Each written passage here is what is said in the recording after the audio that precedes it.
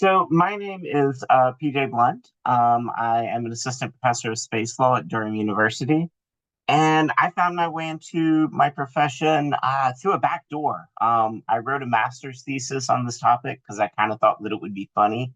And then a job opened up, and I thought, hey, I've got a writing sample for that. And now I'm the expert. That's amazing. And for our students who don't know what space law is, can you kind of cover a little bit like what exactly that kind of is? Sure. So I'll give you what I call the party version of space law. So essentially in 1957, Sputnik is launched, and it's the first human-made object that orbits the Earth. And what this caused was sort of a moment of crisis in the world because the United States looked over and thought, well, the Soviet Union can now launch something at us.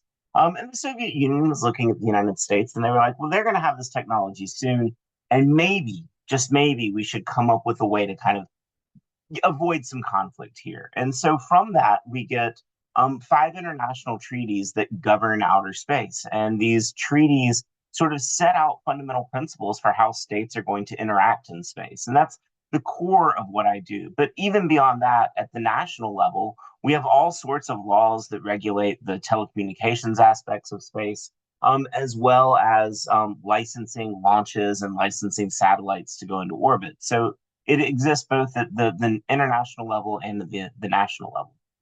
So, I'm already getting a litany of questions like emailed to me, and one of the kids they wanted to know with private companies like SpaceX and Blue Origin launching missions, how does space law kind of adapt to regulate both government and commercial activities in space? So yeah, for the most of the time that we've been in space, we've been thinking about space law in terms of regulating governments. But really, in the 1980s in the United States, we began to look at the notion that we might have private actors. And so there's been sort of this march of space law in the United States, very specifically, that's dealt with this issue of private actors. And what we do, so the international legal regime requires states to authorize and continually supervise their space actors. And so we use licensing regimes for this. So, and I'm a US lawyer, so I'll give the US example. In the United States, if you want to launch something, you have to go to the Federal Aviation Administration, and they're going to give you a license for launch. If you want to communicate with your satellite, which is really important, then you're going to go to the Federal Communications Commission, and they're going to license the frequency that you use. If you're going to have a satellite that looks back down at Earth, a remote sensing satellite, then you go to the National Oceanic and Atmospheric Administration, and they give you a license for that activity. And so as we move forward in time, we keep refining these laws. And currently, there's a whole other sort of push to reduce the regulatory burden on these actors while at the same time managing the risk that comes from space activities. There's a lot of ethical challenges, I'm sure, like in your profession when we're talking about exploration on the moon and exploration on Mars and all that kind of stuff. What kind of uh, hurdles have you seen in your profession the further we get out in space and all this different talk about exploration and making contact and all this kind of stuff? How does it like delve into the legal? So I mean, I think that from an ethical perspective, one of the biggest questions that we've been dealing with, and this really kind of raised its head again in the 80s, and we saw it through the 90s, and we're seeing it again today, is a big question about distribution. This notion that there are states that can do this, they have the technology, they can go out there. And so right now we're talking about going and getting space resources, mining the moon, mining asteroids. And so now the question is, well, what about developing nations? What about states that don't have these capabilities? They should have a part of this as well. And the Outer Space Treaty, this core treaty that we have, says that space is to be for the use and exploration of space should be used for all nations. And so this question becomes, how do we balance these two things? How do we allow for innovation, which is coming from states that have these technological capabilities, but at the same time maintain space exploration so that it benefits all of humanity? And that was a big part of space law, is making sure that space benefited everyone, that it was something that went to all of humanity rather than just the states that could. Interesting. We had a guest recently. She was kind of stranded for a minute up in space. And do you guys delve at all as far as like liabilities when that comes in? Because obviously that wasn't their intention to spend 9 months up in space, and there's probably some emotional distress and damage from something. I can't imagine. I mean that's just like getting stuck in a room for 9 months that you can't leave, and you don't know when you're coming down. But do you guys delve at all, like when it comes to astronaut liabilities or anything like that? So actually, there's in the U.S. there's a regime that governs this, and we have sort of or actually three different categories. We have government astronauts, and government astronauts are those that go up with a government mission, and they are sort of governed by the employee regulations that apply to governments. And there's actually been cases after the Challenger and Columbia disasters. There have been cases about how do we pay out in these types of situations, and that goes back to federal law and how we treat government employees. We have the personnel of the spacecraft, and the personnel of the spacecraft, probably the category of the individual you're just talking about, are going to be governed by the contract, their personnel contract with that company, and whether or not they have a claim is going to depend a lot on their employment contract. But we have this final category, which is the spaceflight participant, which is easily understood as the space tourist, right? All these people that are going up on Blue Origin and Virgin Galactic. And this is a really interesting category because when you get on an airplane, right, you're a passenger. And as a passenger, you have rights. It used to be that you could flip your ticket over. We've sort of gotten away from it. You could flip your ticket over and you could see the rights written on the little contract on the back. A spaceflight participant doesn't have those rights. In fact, a spaceflight participant is going to sign a piece of paper that says that they have informed consent that they might die on this flight. And by signing that, they're going to lose most of their rights to gain liability against the company that's launched them in the case of a disaster. It would really take some sort of, intentional or gross negligence to overcome that liability. And so that's how it's governed in the United States with these three categories of people that can go into space. That's interesting. So it's an assumed risk. If you're gonna shoot yourself 30 miles up into the sky, like it's kind of on you. So It is. And we actually, the law was built around adventure law. So they reached out to an Alaskan lawyer who wrote contracts for whitewater rafting companies and, backwoods companies that send people out there. And so the informed consent law in the United States is actually built on sort of adventure law. that's now my new favorite term, adventure law. So It's a good one. I love it. That is very fascinating, very interesting. You mentioned about the Outer Space Treaty of 1967. Obviously, there's a different variables here. How do you guys like handle like misinformation? Because I know that we have Atlas 31 or 31 Atlas, whatever that giant thing that's kind of coming near us. I don't know, right our way, but we hear all these different kind of things. Do you guys handle like misinformation or anything like that? So not directly. I will. There is at least one example though that I can think of and that I'll throw out. And I'm not really an expert in this field, so it's only kind of going to be a reference, and you'll have to go to Google to get more.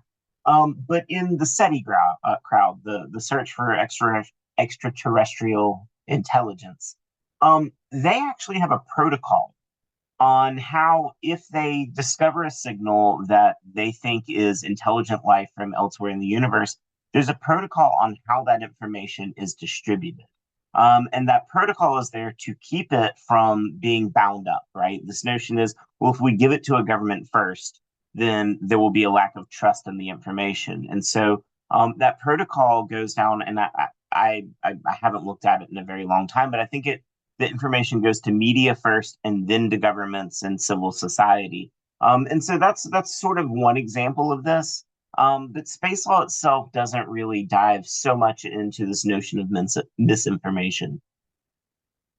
Yeah, it's just such a weird time because, especially for these kids on this call, like I can't imagine. Like when we were kids, it was just like it was very much the Cold War, and America against Russia. It's like Rocky Four, and it's just we travel to space, we win, and all this different stuff. But then you're like, okay, now what? Because it's like the next frontier. We're going to touch a little bit more on this. We're going to let you go in a few minutes because I know it's getting kind of late for some of the kids in Eastern Europe. But where do you see space going? Do you really think that there's going to be space tourism like in our lifetime or even our kids' lifetime? Not space tourism like if you're a billionaire, you can go travel to space like Jeff Bezos or something, but just like, regular folk, like as if we have it now with just airline travel. I think we're a long way away from it. And in the space community, you get different answers on this. There are some people that think it's right around the corner. Launch is still really expensive. It's very expensive to send people to space. It's very expensive to send things to space. And even though we've seen sort of dramatic drops in launch cost, it's still just very, very expensive to put an object into space. And when you put a human in there, that makes it more expensive because you have all sorts of extra safety ratings that you have to do. So no, I don't think we're around the corner from space tourism. I also don't think we're around the corner from mining the moon. There is a significant amount of money and capital that needs to go into these things that we're just not seeing. States right now are their budgets are tight and they're not spending the way that they used to. And companies, while they're doing really interesting things, are having a hard time finding a market. And so while it's not necessarily a place where we can't get this technology, it's more about investment and how much money it takes to actually do these things. And so, I mean, I'll openly admit it, I'm kind of a space pessimist. But there are plenty of people out there that are space optimists if you want a different picture on all of this. There's so many different facets, and I want to add. This might be a ridiculous question, but you never know. So let's just say a hypothetical. So we make contact. There's aliens. There's whatever it is. Is there going to be a whole like would the civil rights kind of situation fall under you because it's from space, or would that be something completely different? So actually, early on in space law, there was a scholar named Andrew G. Haley, and he was an American lawyer, and he developed this field of law that was called meta law.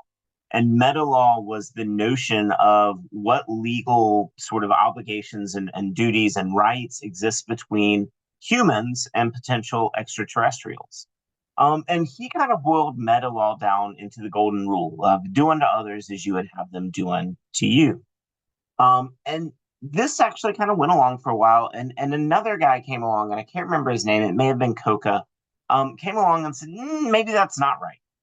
Maybe we should do unto others as they would have us do unto them, because if an alien breathes methane, you shouldn't give it oxygen, which is what you would want. And so there are sort of these deep philosophical debates about what do we do if we make contact with intelligent life. There are also ethical debates on what do we do if we make contact with non-intelligent life. And so there is an international organization called the Committee on COSPAR, the Committee on Space Research, and they have a set of protocols that go into how we need to clean our spacecraft before we send them to places in order to that we can look around and see if we can find life there. Because if we send bacteria to Mars and then we discover our own bacteria, well, now we've messed up that ability to make a determination as to whether there was life on Mars at some point. So there's actually a lot of rich discussion around this. A lot of it is less legal and much more philosophical, but it's really fascinating stuff. It is fascinating. I can't imagine that we have like restaurants with signs like humans only or something. You know what I mean? Like what just Yeah, happened? But it's funny that because I got a question from somebody when it was talking about satellite debris, space debris, and yeah, as a fellow American, we can own a lot of it. I'm sure a lot of it is from from America. How do they yes, we deal have. with that? Because they're like private companies are just shooting that stuff into space. It might or might not be cleaned properly, and you have bacteria from Earth going out to space, which is probably not the best thing. I'm guessing. I'm not a biologist, but is there anything with space law that kind of deals with orbital crowding or anything like that? Because I hear it's pretty prevalent. Like there's a lot of garbage floating around Earth. So So I mean, the basic physics of it are this, right? If a plane is flying overhead and it blows up, it just falls to the ground. We send a truck over there, it cleans it up. It's tragic, but we can clean up that mess. If something breaks up in orbit, it's still moving at orbital velocity, so it's moving in an orbit around the Earth very, very fast. So a paint chip can actually cause significant damage. There's a great picture you can find online of what a paint chip did to the windshield of the space shuttle. Took a huge divot out of it. So this is a big problem that we have, is that this debris is up there and it's going around. The unfortunate thing is we haven't really come up with a system to deal with this problem yet. The big thing in space right now is sort of to talk about this notion of sustainability, which is something that we get out of sort of international environmental law. But we haven't seen much movement towards actually finding a way to clean this up. There are several private companies that want to go up there and do it. But the way that things work in space is, if your satellite breaks up, you still own all of those pieces. And so for somebody to go clean that up, they need to get your permission. There is a lot of talk right now about how do we manage this? How do we first mitigate the creation of debris, but also clean up the debris that's out there? Most of this isn't happening at the legal level. It's happening sort of at a standards level or a guidelines level, something that's not binding, but that helps influence states and what they do. And so it is something that's really important. At the same time, we are now currently sending up these very large constellations like Starlink, which is only creating more orbital congestion. And just to give you a clear picture of this, 5 years ago, if you said, hey, how many things are in orbit? I would have told you that there are, lots of debris, but 450 or so active satellites. As of today, I think there are more than 5,000 active satellites, and that is primarily attributable to one single constellation, which is Starlink. And so this is a critical problem that we have to begin to think about. And unfortunately, we're not moving very far forward on thinking about it. that is scary. That almost like traps us on Earth, because how are you going to get through all that? And it's traveling fast. And like that is yeah, man, I'm not a fan of that. That's terrible. This is something launch companies have already begun to complain, because they have to try to find a hole to go through to get through these constellations. And Starlink is the biggest right now, but there's OneWeb, there's Kuiper. There are plans out there for more than 100,000 satellites to be in orbit. And I don't know what that looks like when we get to that. I don't know if we had a carrying capacity. I don't know what that means for deep space exploration, but it's certainly problematic. Do you think there's eventually going to be companies coming up that take care of space debris to kind of get that out? I mean, theoretically, they couldn't bring it back to Earth. They just have to like push it out into space and change its trajectory, right? Well, it depends where it is, right? And so in low Earth orbit, the usual notion is that we just deorbit it and it burns up in the atmosphere. That has its own potential pollution problem, which we're just now beginning to talk about. This notion that when you burn things up, they don't go away; they still stay up there, right? And these are heavy metals and whatnot. But there are companies that are certainly trying to do this. And probably the leader right now is a company called Astroscale, which is a Japanese company, but they have offices in the UK and the US as well. And they are actually trying to develop the technology to go up there and capture debris and either reorbit it or move it to what we might call a graveyard orbit. So that is probably the place where this begins, is at the commercial level. But it's again a problem of they're still trying to find a market for it, because it's still economically better to not deal with your debris than to pay somebody else to deal with it. I mean, the stuff that must be up there, especially like from the Cold War, where people are like shooting monkeys and dogs out into space, and like that stuff's just floating around. Like, I can only imagine if extraterrestrials, intelligent life come and they're like, "Wait, you shot dogs into space?" Like, how crazy is that? We look like a really crazy species from the I outside. mean, somebody had to go up there first. Yeah, let's set a chimpanzee out there. That's horrible. Okay, so it's kind of late for our kids in Eastern Europe. We'll let them go, but I always ask this of all of our guests. Dr. Blount, Dr. PJ Blount, what kind of advice would you have for these kids as they go off into the world and figure out what kind of trails they want to blaze, what kind of lives they want to lead as somebody who's as accomplished in your field, whether they want to go into space law or something completely different? What advice do you have for them? So as I said earlier, like I found my way into space law through a back door. I wasn't intending to be a space lawyer. I just kind of slipped into it. And so, there's a quote from Louis Pasteur that is chance favors the prepared mind. And so I think that it's about having a prepared mind and looking for the doors that open and looking for the opportunities that are there. And so sometimes, you set out this goal and you're going to go for it. And that might not work, but be flexible and you'll find something that does work. And so I think that that's really the thing is recognizing that goals are great, but also you have to pay attention to what's around you and be flexible and adapt to what's going on. And that's how I've kind of gone about my career, and it's worked really well, I gotta say. So yeah, that's my advice. That's great advice. So before I end the meeting for all, and guys, you can check this out on YouTube by the end of the week and Spotify and iTunes. Can we all unmute and collectively can we say thank you to Dr. PJ Blount for taking time out of his day to talk to us? Thank you so much, Doctor. We appreciate you greatly. Thank you, guys. Bye. Thanks. Bye. Bye. Thank you. Okay, bye.